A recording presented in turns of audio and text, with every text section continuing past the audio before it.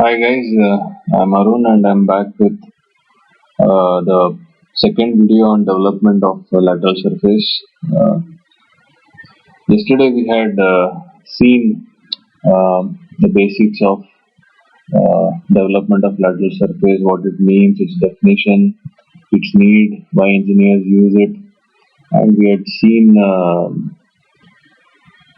the case of a prism, wherein if you want to get the prism of this dimension, then what is the dimension of the sheet you need and how we need to fold it.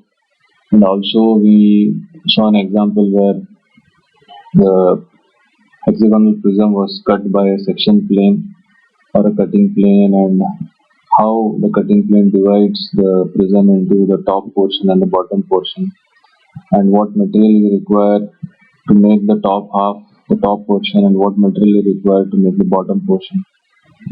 So basically we saw this development of lateral surface concept with the help of prisms in yesterday's video. So today we'll be continuing our discussion with that of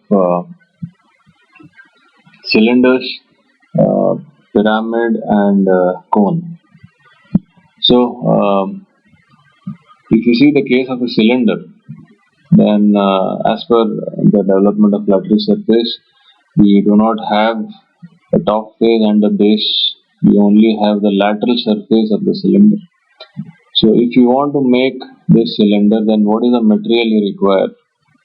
So if you want to make a cylinder of height h and diameter d, then you require a sheet, a rectangular sheet of height h and the length pi into d. That is if you know the diameter. If you know the radius, it will be 2 pi r. That is nothing but the circumference of this circle. Okay, so I will show you this with the help of an example, that of a cylinder, a full cylinder without any cutting plane. So as you can see on the screen, this is a cylinder without any cutting plane. So if you want to make this cylinder, then you would be requiring, yes, a sheet of this dimension, of this height by this length. So if you get this sheet, if you cut it to the required dimension and if you fold it properly, then you will be getting, if you roll it properly and join it, you will be getting this particular cylinder. Okay, so this is a very basic case of a cylinder, a full cylinder, but it is not always so easy. So what we generally have is a cylinder which has got a cutting plane or a section plane like this. So if you observe here, you have the same cylinder. It has got a diameter and a height, but this cylinder is cut by a cutting plane or a section plane which is inclined to the axis by some angle. It is also inclined to the horizontal plane by some angle, as you can see here. Inclination to the axis and inclination to the horizontal plane. So this particular section plane is dividing this cylinder into the top portion and the bottom portion. I hope it is clearly seen. This is the top portion of the cylinder, this is the bottom portion of the cylinder. Now, if I want to find out how much material I require to make the top portion of the cylinder, I can do that. So let me first hide the bottom portion and the cutting plane.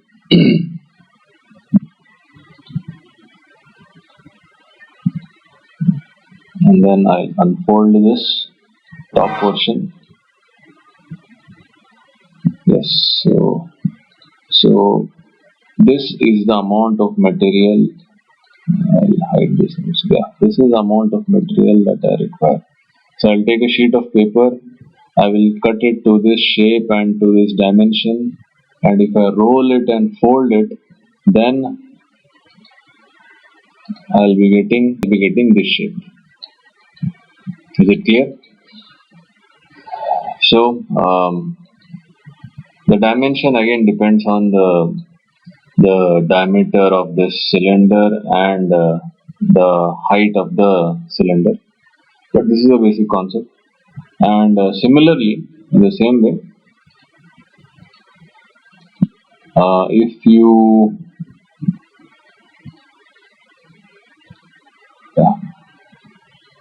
I'll delete this. If you want to find out how much of material is required to develop this, the lower portion of the prism, you can do that. So I'll unfold it.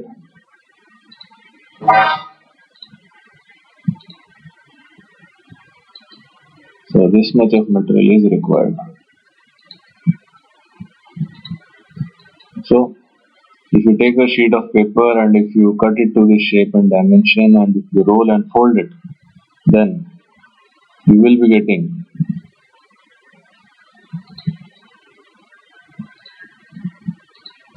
the lower portion of the cylinder. So this is the development of lateral surface of a cylinder, um, which has got a cutting plane, cutting it and dividing it into the upper and the lower portions. So this is what generally happens. So in the problem, you will be given the cylinder which is resting on HP, and then there is a cutting plane which is passing through it, maybe bisecting the axis or at an angle to the axis or at some angle to HP, and then you will be asked to develop the lower portion or the upper portion of the cylinder. So when you develop, then this is the shape that we will be getting depending on whether you are developing the lower or the upper portion. So the technique used to get this particular shape we'll be discussing in the next video. But as of now, this is what you need to understand of what it means to develop a cylinder, okay, or a cut section of a cylinder. So this was with respect to cylinder. Now we move on to another solid, and that is pyramids. So if you see, in case of pyramids, uh, as per development of lateral surface, there is no base, so it is hollow, and the pyramid is having the base edge of S and slant edge length of L. So if you cut open the pyramid at any one of these slant edges, then this is the shape you're going to get. So you're going to get four triangles, each of the base edge as S and the length of the slant edge as L. Okay, so this is if you have a square pyramid. If you have a pentagonal pyramid, you will get 5 triangles. If you have a hexagonal pyramid, you will get 6 triangles. So we'll see this concept with the help of another example, wherein I have a hexagonal pyramid. So if you see, there is no base, it is completely hollow.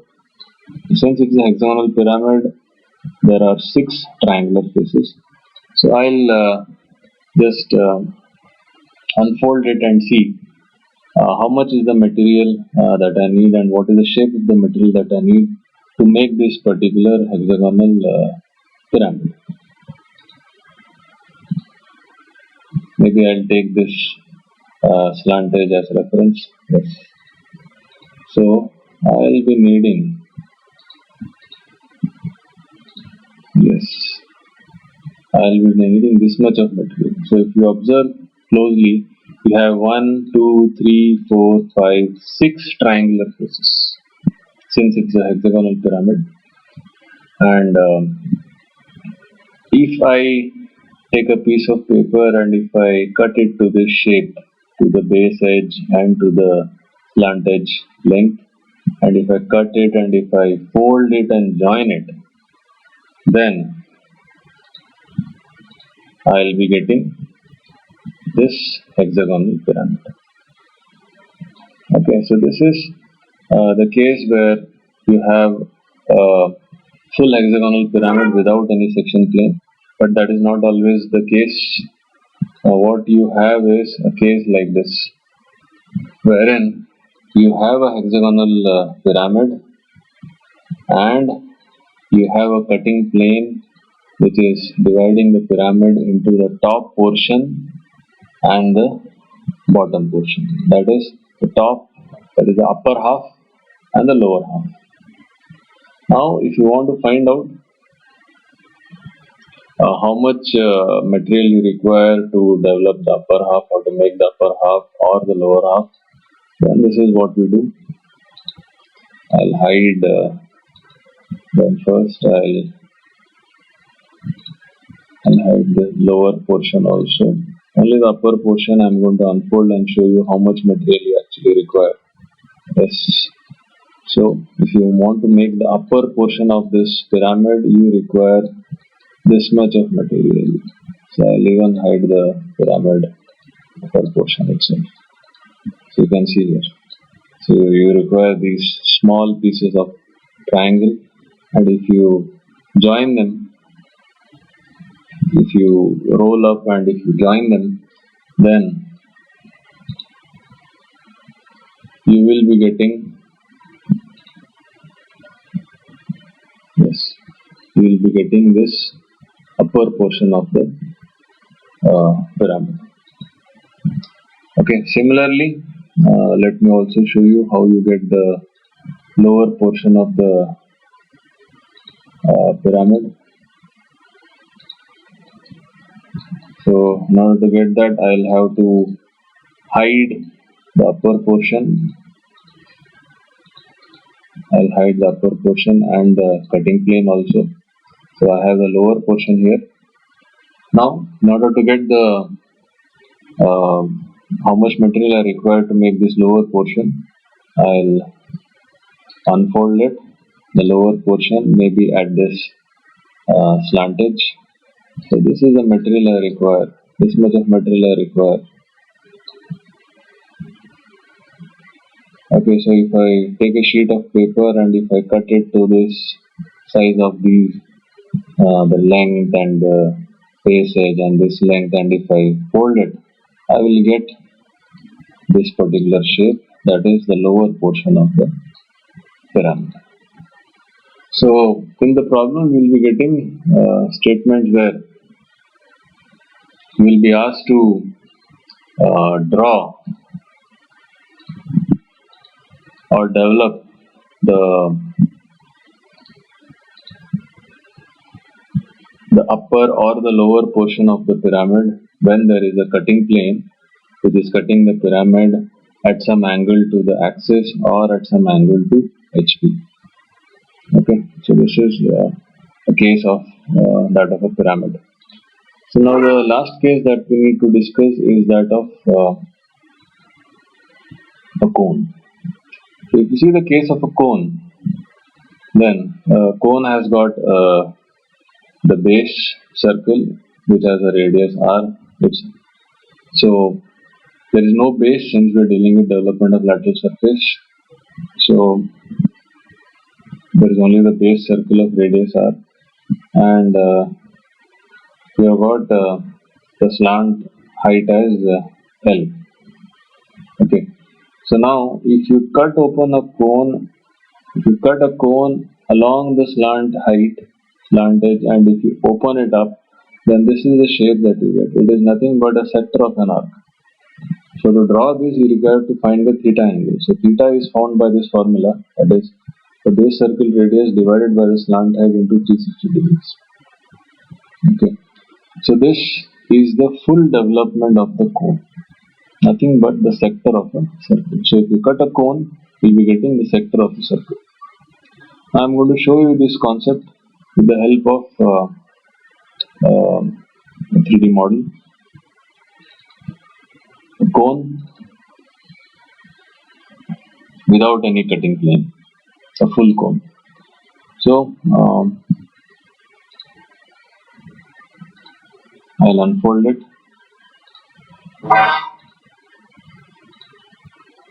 And this is the shape element. So you can see that there is nothing but the sector of an arc. So if you take a piece of paper and if you cut it to this particular shape with this circumference and with this slant height, and if you roll and join it, then you will be getting a cone. Okay, this is the full development of a cone, but as you know, this is not what is asked. Generally the cone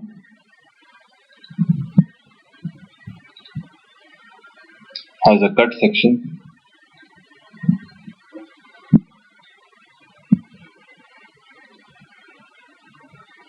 that is, a cone is cut by a section plane or a cutting plane,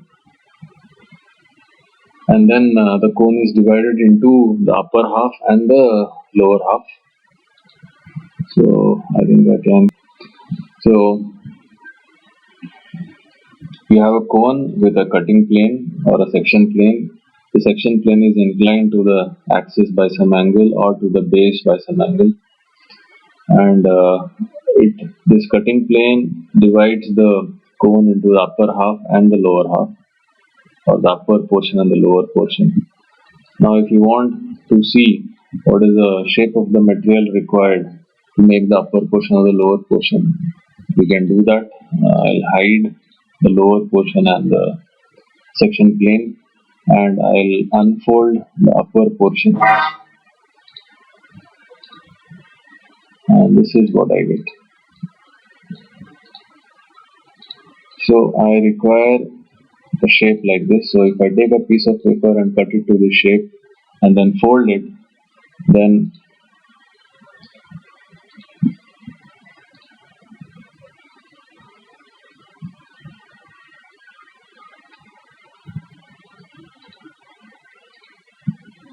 I'll be getting this particular shape, that is the upper portion of the cone. Okay.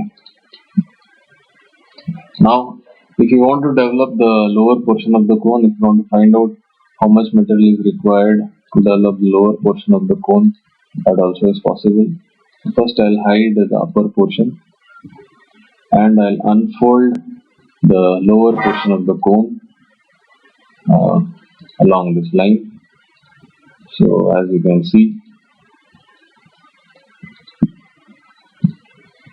I require this shape of the material. I'll be able to get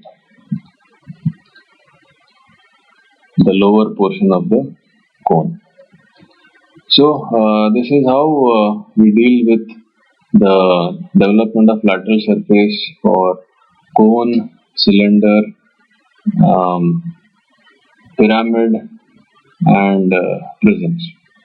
So in the next videos, I'll be solving a problem each on these four solids, wherein there will be a cutting plane which will be dividing the solid into the upper and the lower half, and then we'll see what are the different techniques available to draw this development.